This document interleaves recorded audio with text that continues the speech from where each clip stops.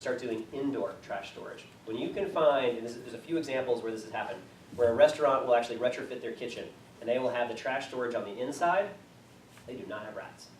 They build it in a way. The reason you get rats are when you get that dumpster and that grease trap sitting on the outside in the alley, and somebody didn't close it the right way, or let the trash spill out, or it wasn't emptied the right way. So trying to really get at how we do our food waste and store that is something that's really important. And that's part of what the legislation gets at. And hopefully we'll be able to get that through. Don't like talking about rats, but it's something that I know I hear about a lot, and I know it's something that's important basically in every single neighborhood that I have come across. I wanted to touch on Shaw Middle School if I can, because I know this is a big issue for a lot of folks that I talk with in this community. So Shaw Middle School is one that we have pushed and frankly been disappointed with the response that we've gotten from DCPS. A couple of years ago, and actually Commissioner Padro and I had worked on this, I sit on the education committee, and so we worked with Councilmember Grasso, who chairs education, and we put into the budget for DCPS to do a feasibility study. We need to at least start talking about a plan. We got to come up with a plan of what we're going to do with Shaw Middle School and what is its future. And we put money in, told DCPS to do it. It didn't happen. They've yet to actually share their feasibility study. They will continue to say that at some point this neighborhood needs a middle school, and that they look to rebuild Shaw Middle School, but we yet to ever see any specifics or laying out an actual plan of what to do on that site. And for everybody who knows it, of course, it is a mammoth site. It's not just a middle school. There's a lot of footprint to that. So a bit of frustration. What I finally did is I actually put money, I put $3 million into the budget last year to begin and kickstart a planning process for Shaw Middle School. It still is a couple of years out, but it's trying to put money into the budget, starting to get those resources there so that we can start to develop a plan. Because I know when I talk to young families, they feel, for example, if they're headed to Seton, they feel like they've got a really good option there. You know, Seton's going to be a quality education, they're excited about that. Middle school is where I hear parents say, I don't know where I'm going. I don't have confidence in my pathway there, and so a lot of families just don't feel confident in their choices, and for some families who have the means, they move. When their kid gets kind of in that second grade, third grade level because they don't see where the middle school option is. So we've got to get to a place where Shaw Middle School is reopened, rebuilt, but in a way that encompasses all kind of the shared vision and the ideas that I think the community wants to see there. Moving forward, one of the big issues that we continue to focus on has to do with affordable housing at the district. We have added in Ward 6, Ward 6 is the biggest ward in the city, so we're the only ward that touches all 4 quadrants. We have 5 great ANCs. I don't have any favorites. But we're leading the way when it comes to affordable housing. And even with us leading, it's still not enough. We have added in the last 3 years about 1,500 new affordable homes in Ward 6 alone. That's more than any other ward. We've got about another 1,500 or so in the pipeline. They're going to be coming up in the next year or two. So all told, about 3,000 new affordable homes. It's still not enough. So even though we're leading the way on this, we still have to do a lot more. So we're trying to put a lot of emphasis and priority on how we build out more affordable housing. And what I've tried to focus on is not just the affordable housing, but what type of unit is it? If it's a studio and a 1-bedroom, that will fit some people's needs. There are absolutely individuals, singles, or seniors that's going to be a good option. But we are missing the families. And if we want families to be able to see their pathway here, we want to see families be able to see their pathway all the way through, you got to have 2- and 3-bedroom units. And so that's where I've tried to put a lot of interest and focus is on how we get projects that will deliver the 2- and the 3-bedroom units to make sure that, that families, and in some cases we actually look at more than, you don't have that many, but 4 and even 5-bedroom units. So how we push to make sure that we have housing that's going to accommodate all families so that every family sees that this is a great neighborhood, this is a great place to live, but can really see that they're going to be able to stay here. And that's one of the biggest issues I think we face. The other thing that Shaw, this particular neighborhood in Mount Vernon Triangle and really all across 6E, we continue to grow with our small businesses. Many of these are locally owned businesses. I spend a lot of time trying to help support a lot of our local businesses. We've got a fantastic SID, we've got a fantastic Main Street. These are things that I think are continuing to make this a great environment for new businesses to open up. Those create new jobs. And when it's a locally owned or independently owned business, more often than not, they're also hiring locally. So you're starting to create more jobs and careers right here in the community. And I think really, if you look across the city, there's only a handful of places that are really kind of leading the way on that. And I would argue the neighborhoods of ANC 6E are helping lead the way in terms of that job creation and business creation. I don't want to spend the entire night talking, but that's kind of a quick piece. I would say, real briefly again, The oversight hearings are coming up, so from the council's perspective, I welcome anybody who has ideas or questions around that. Let me quickly also hit on, in my office, a few things. Like a lot of people know Naomi Mitchell on my staff. You see her probably a lot of our ANC meetings. She's our community liaison. Eric Salmi, he has a camera. He does a lot of our newsletters for folks that get our email newsletter and things like that. Eric helps write all that, and in addition, a lot more. We also had a little bit of change, and for a lot of folks, you probably knew this guy named Jamal Jordan, who happens to be right here.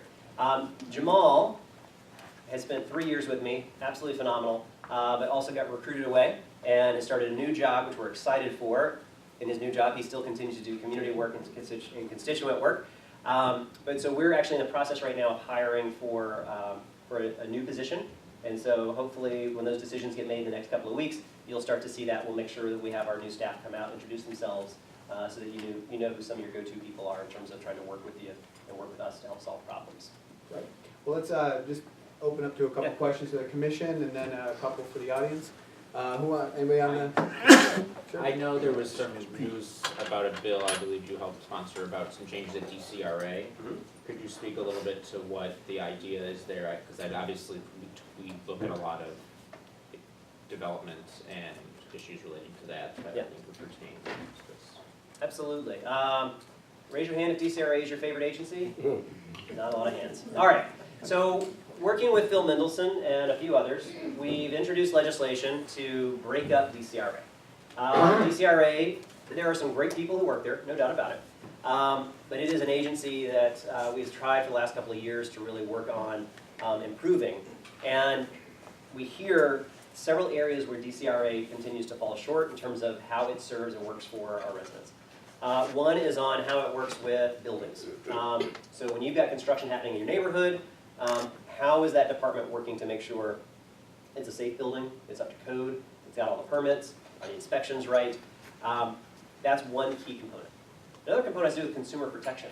DCRA, you are DCRA's clients. So how is DCRA working to help protect consumers and residents? And in that respect, I hear a lot of dissatisfaction, as it were. So what I'm not interested in is just moving the chairs around. I don't think that actually would solve much of a problem. If we're going to try to go in and change something, it's got to be really meaningful and impactful. So what we've done is divided DCRA into 2 new departments. One, which will focus on buildings. It will literally call the Department of Buildings. And its job is to focus on all the construction aspects of things. DCRA, frequently you've got your building permits, your inspections, and all of that. So a new department that will focus on that problem area. The other part of the office, or the department, would now focus on all the licensing pieces. The other piece that people don't realize is the DCRA is responsible for managing a lot of our professional licenses and a lot of other work. And so the agency has just gotten, we think, too big to be able to accomplish all of the things that we've charged it to do and do it well. And so by splitting it up, we think we can actually have them be focused where they need to go. And we can also bring in the professionals. Part of the legislation also brings in professionals so that they become isolated from any type of political influence, for example. So we would have them serving 5-year terms, having times that kind of expand out over just a couple of years, and try to get buildings protections, because that's one of the concerns we hear is, does a DCRA official fall prey to political pressure and things like that? And you don't want that. You want them to do their job, to be the experts, and so that's part of what that legislation is going to do. I would expect that the council will probably take up that legislation sometime later this year, so keep an eye out for that, and we welcome your feedback as well. I mean, our ANCs spend a lot of time with DCRA, so as you dig into that bill, please give us your feedback on what you think, where did we get it right, and then where do you think we should change it? Anyone else? Commissioner? Yes. Thank you for coming out tonight, and thank you for your continued advocacy on behalf of the #1 concern in my community, which is Shaw Middle School, which is also Center City Middle School.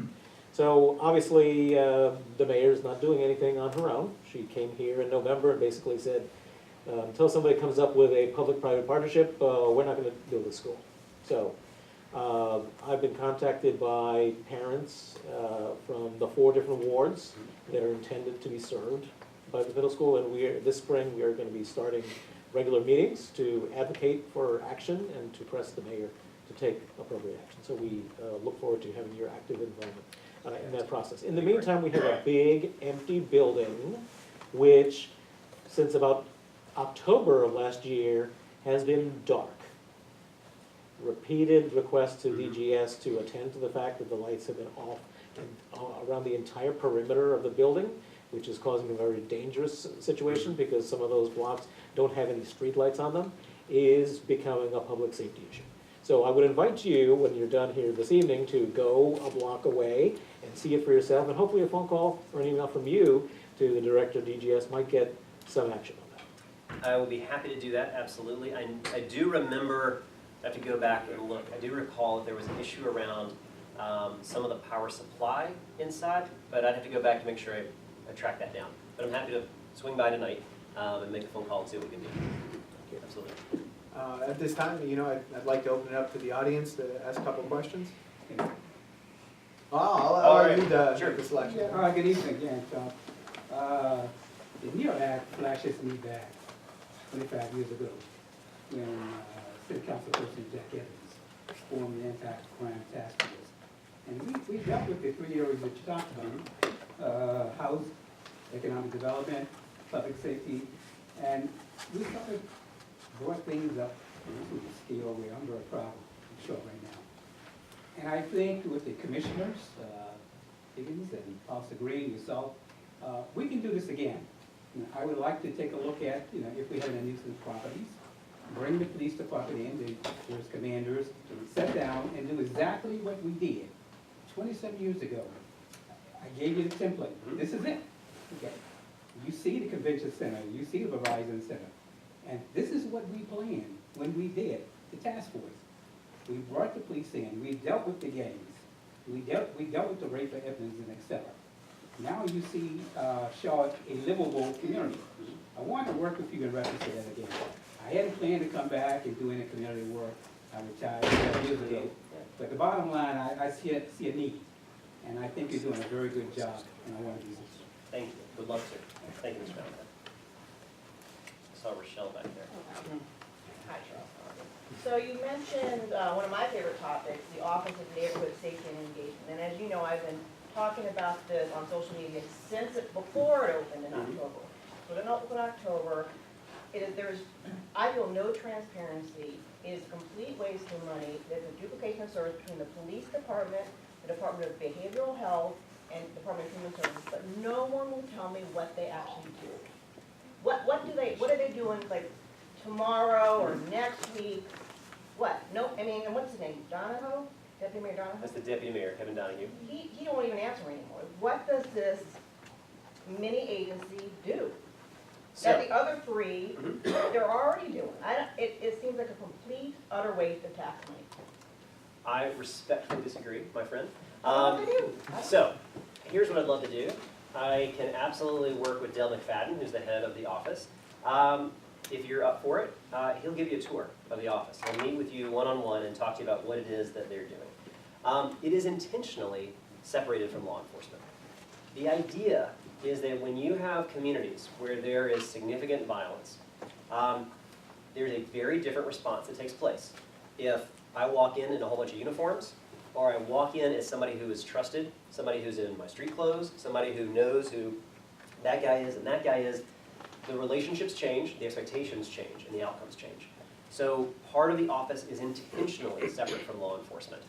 We don't want officers with badges trying to replicate what that is. And I think that, again, I'd love to I don't know follow. what that is. It's like, what is that? I mean, I've asked Donahoe, and he wanted to give me the guy's email address. Whatever the director's name. I mean, I don't know why I wouldn't do that. I can give you his email address. It's What do fairly they easy. do? The job of an Office of Neighborhood Engagement, Which the mayor has too. I mean, so it's another service. it's not. I just disagree with you. It's different. A neighborhood engagement office like this is very much focused on a very different skill set and a very different approach than, for example, the great folks who are our MOPers, for example, right? They help solve problems. They're working across all the agencies.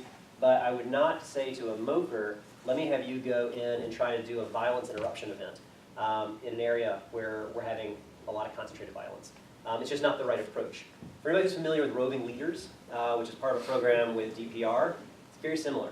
You will probably be frustrated if I were to try to explain what a roving leader is, because it'll be a little bit amorphous. It is intentionally a little bit of a job that You want to have somebody who has the access and the ability to bring government to help and bear when there's a problem. But you also want them to have the ability to have that credibility and be what's called a credible messenger.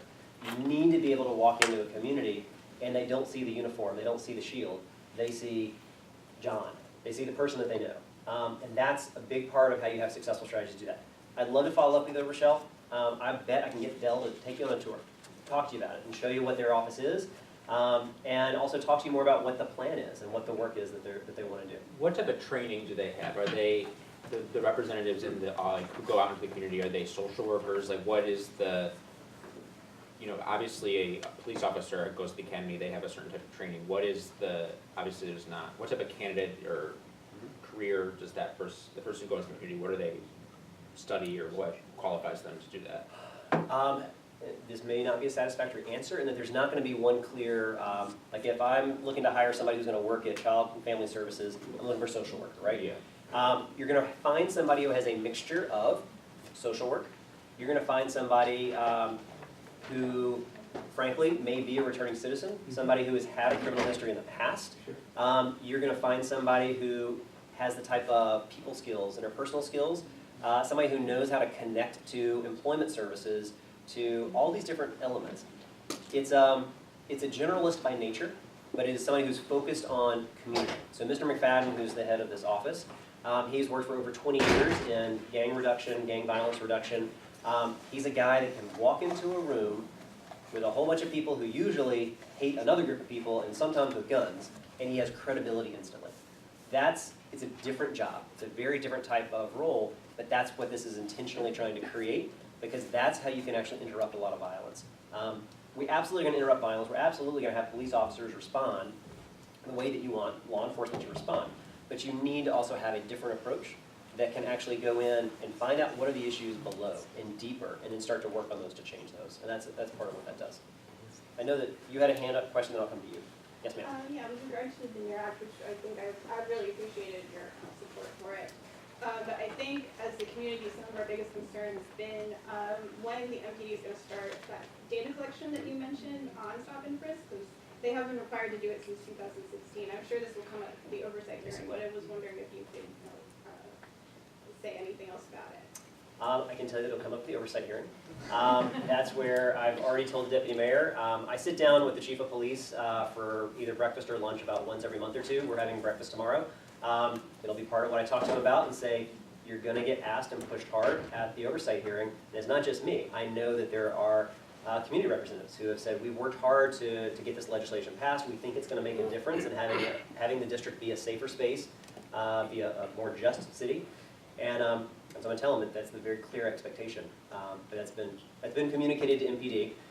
For anybody who follows this type of thing, MPD just recently also released their use of force report, which talks about every time that an officer has to use force, which can be a lot of different ways, but also digs deep into the data to try to help us understand what's happening, where are the trends, and then use that data to then help us do a better job of policing is what my goal is with that. Yes, sir. To continue on this topic, I too appreciate your support for the NEAR Act, and wondering, it seems like since it is a new program and not a lot of people are aware of what's in it, I understand it's kind of complicated, there's 20 different provisions or whatnot. Is your office or is the mayor or is anybody trying to create a system to report out on progress related to implementation? I think that would be helpful. Yeah. So individuals don't have to either come get a tour individually or send an email to you or our council members to create a platform, website, whatever it is. Is that in the works? It's a great question, and yeah, I think we can't just keep replicating me standing in front of people to say, hey, wait, okay, here's what it is. Yeah. I know that in my conversation recently with the deputy mayor, Kevin Donahue, they were talking about creating a web platform where they would be providing updates and data. And of course, it's only going to be as good as the data that goes into it for people to be able to use. We have in my office, my committee staff has basically this giant Excel spreadsheet matrix where we're tracking every dollar spent, every deliverable or deliverable doesn't take place. I'll try to think about how How can I perhaps find a way from my committee oversight perspective? Is there an effective way to make sure that that's public for folks? But really, it should be coming out of the Deputy Mayor for Public Safety's office. And I know that I've talked to Deputy Mayor Donahue, and there are intentions of creating some of these elements, but I'll circle back with him. And certainly we'll talk about it at the oversight hearing. Thank you. Let's do one more question. I was concerned about the mental health, behavior. Seems like within the last 2 or 3 years, it's been more and more, they're just out here in the streets. And I was just wondering, do you all have anything planned for that, for the mental health, or like placing them or something? Yeah. The mental and behavioral health challenges I think the city is seeing, it's not just this neighborhood, frankly. I think we're seeing it across the board. And then it plays out in different ways. Sometimes it plays out in concentrated homelessness. Sometimes you'll see it play out in drug or substance overdoses. Sometimes it's just someone who's aggressive on the sidewalk and it makes you feel uncomfortable. So it plays out in lots of different ways. Part of what we're trying to do is have a greater sense of what our capacity is to help get people into those services.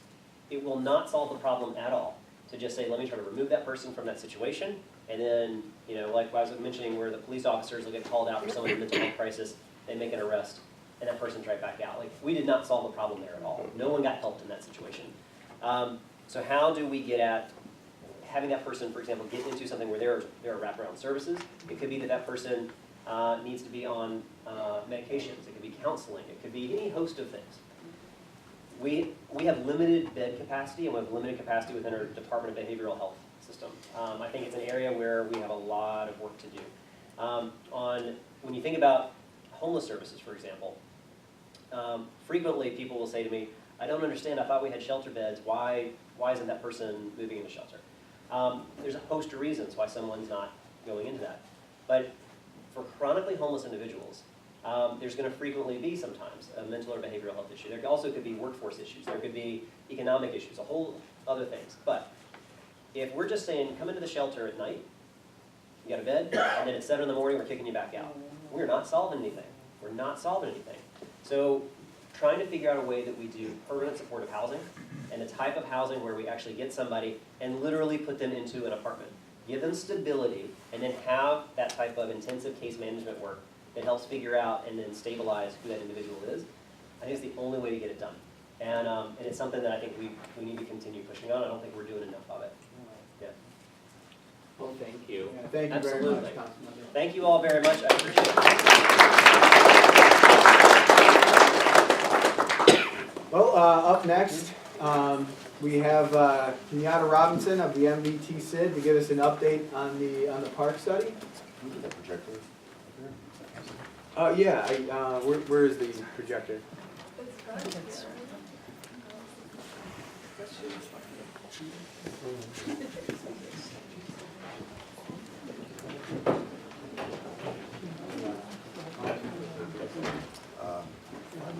Do you want to go with the next item and then come back? Yeah, why don't we, while they're setting up, why don't we have representatives from 1704 10th Street? Okay. Yeah, come on up. And this is in Commissioner Padro's district, so he's going to take it from here.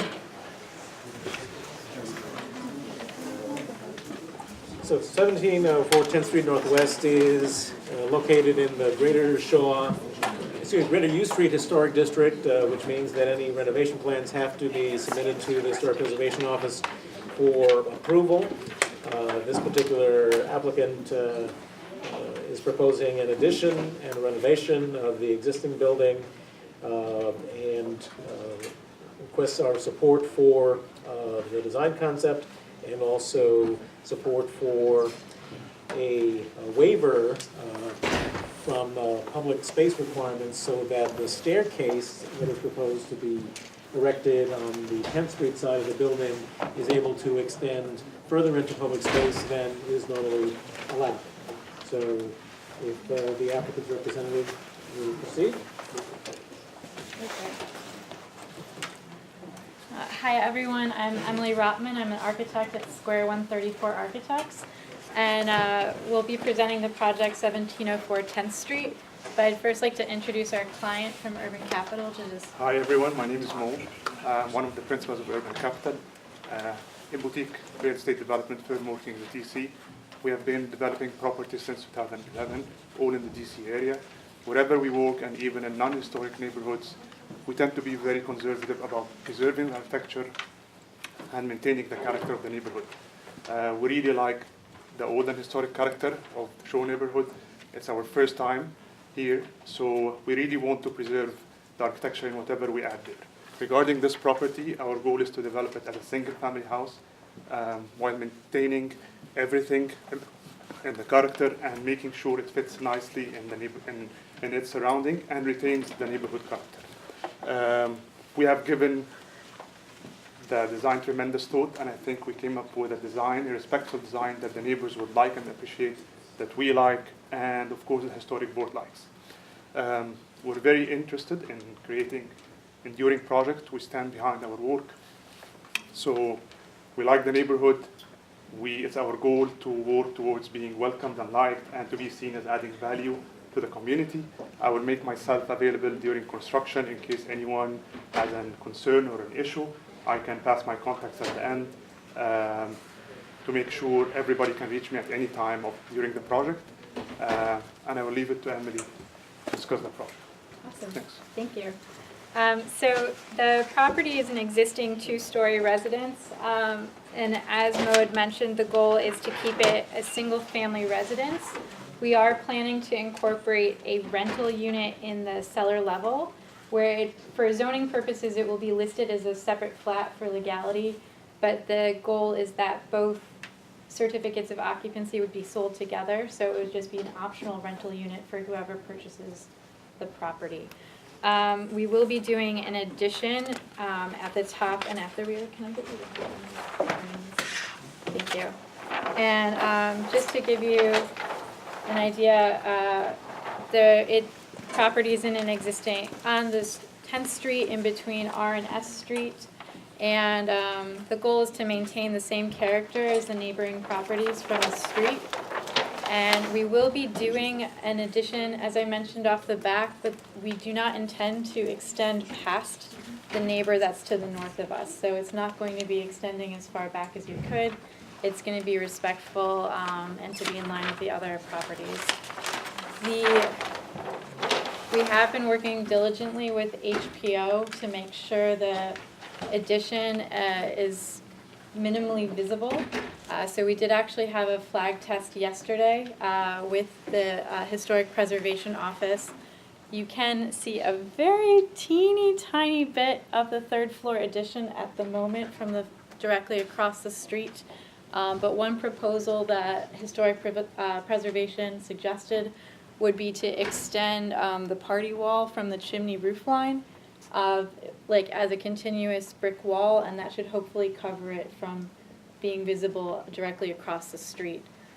Something that we actually weren't aware of at first or did not consider, the property's rear addition will be visible from our street.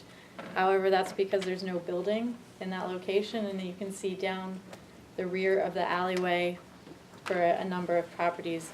The goal is just to be making sure the addition that we provide will be in the same character as the other buildings and will be respectful and looking just as the rest of the additions back there look.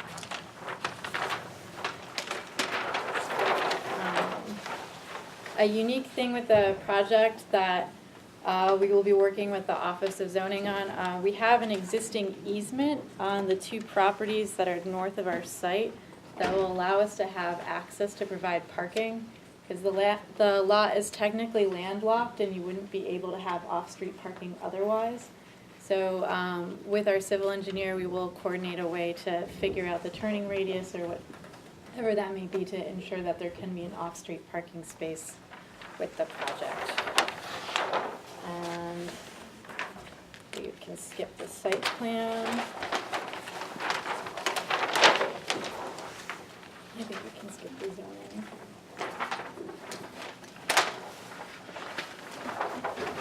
The addition is meeting the 35-foot height limit for the project. And we are trying to set back the addition as far as we can. The part that does overlap with the existing building is simply based on where the stair location is to account for the head height clearances.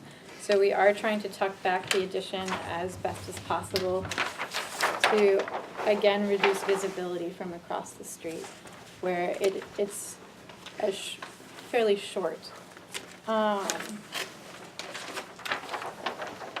And this is the goal of what it would look like, where we hope that you won't see as much of the visibility, again, once we adjust the sidewall with the chimney. And from the rear, we just intend to match the character of the existing alley, and we'll likely use hardy siding as the material for the rear addition.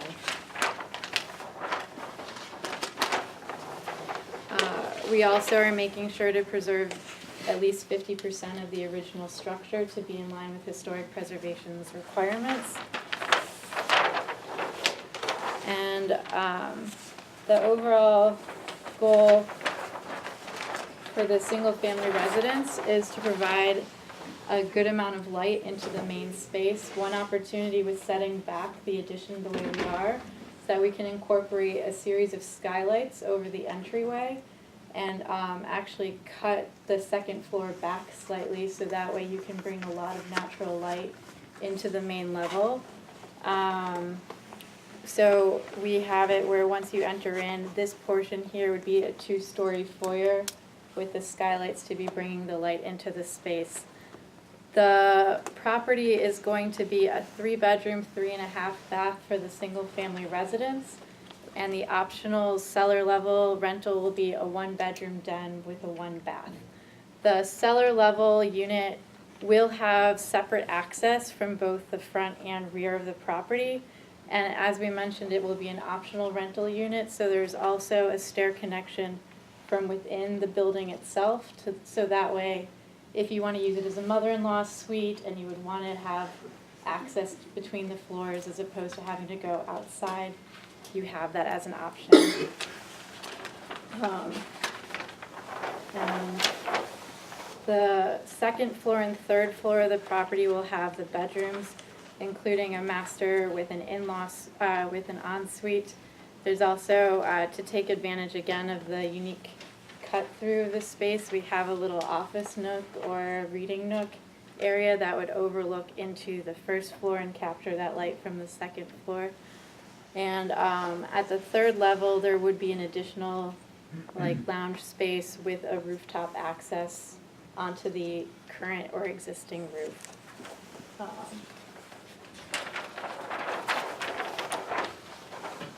And that's pretty much the proposed plan.